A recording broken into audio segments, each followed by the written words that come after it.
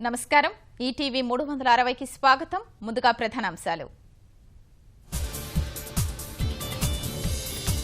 ఉపాధి హామీ పథకంపై ముఖ్యమంత్రి కీలక సమీక్ష ఈ ఏడాది 7,200 కోట్ల వ్యయంతో పనులు చేపట్టారని లక్ష్యం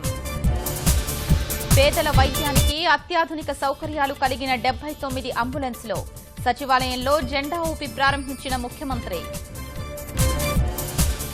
రైతులకు అందించే సౌర పంపులు గ్రిడ్కు అనుసంధానం వినియోగం పోగా మిగిలిన విద్యుత్కు నగదు చెల్లింపు రాష్ట్ర వ్యాప్తంగా ఉత్సవ శోభ సంతరించుకున్న శైవాలయాలు మహాశివరాత్రికి సర్వాంగ సుందరంగా ముస్తాబు